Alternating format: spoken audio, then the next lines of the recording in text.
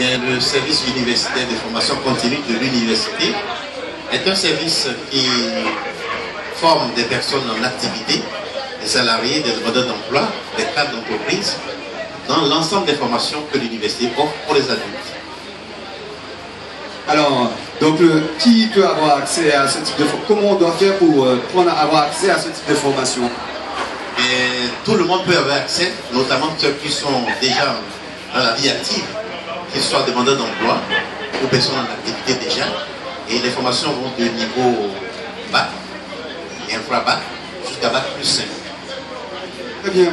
Alors, une petite question qui revient un peu souvent dans le cadre de la formation. Comment on finance la formation quand on est salarié ou un demandeur d'emploi? Eh bien, selon le statut de la personne, le financement est approprié. Que ce soit un jeune demandeur d'emploi et ses prises en charge via les missions locales et au conseil régional, que ce soit certains salariés, c'est prise en charge dans les cadres des OPCA, c'est-à-dire HFOS, PME, et selon le statut, quand c'est une personne handicapée, il y a des fonds spécialisés. Selon le statut de la personne, il y a des financements individuels et des financements croisés. Très bien, alors, d'une manière générale, quels sont les secteurs où on peut trouver de la formation au SUFC de l'université?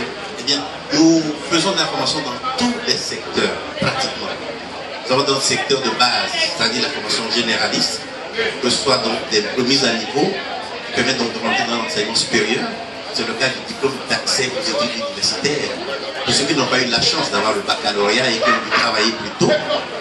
Après, nous avons des formations classiques dans les domaines donc, scientifiques, dans le domaine littéraire, économique, commerciaux, et même dans le domaine bancaire, et on en a même dans le domaine de la construction du génie civil. Bref, on a dans tous les secteurs d'activité. Alors, pour la rentrée de septembre 2015, quelles sont les formations sur lesquelles vous seriez plus tenté d'orienter les jeunes, celles qui demandent, qui manquent un peu de candidats ou de stagiaires? Nous aurons beaucoup de formations pour la rentrée de septembre. Nous aurons des formations dans le domaine technico-commercial. Nous aurons dans le domaine de la gestion des entreprises, notamment dans la partie ressources humaines. Nous en aurons aussi dans le domaine du génie civil du bâtiment. Bien entendu, nous garderons dans le domaine social, la médiation, et aussi dans le domaine de la formation des formateurs. Alors, si on souhaite se rapprocher ou avoir ces informations de manière plus détaillée, où est-ce qu'on peut s'adresser? Est-ce qu'il y a des références, un site internet, une adresse mail? Il y a un seul endroit, le boulevard Légitimus, à Pointe-à-Pitre, en face de l'ex-CIDO, l'immeuble de la BDF, là où se trouvait la Banque de Guadeloupe à l'époque, quand la Guadeloupe était complètement indépendante. Et là, vous avez tout ce qu'il faut. Très bien. Alors, puisque nous sommes dans une émission qui tient à valoriser l'action des jeunes et encourager à l'initiative, si on devait donner un encouragement ultime à un jeune qui passe un examen ou un jeune qui passe une difficulté particulière en ce moment, quels seraient vos mots à vous? Tenir bon, et nous savons, nous, à la formation continue, que l'effort paie. Actuellement, beaucoup de jeunes passent les examens, nous sommes sûrs qu'ils réussiront dès qu'ils travaillent.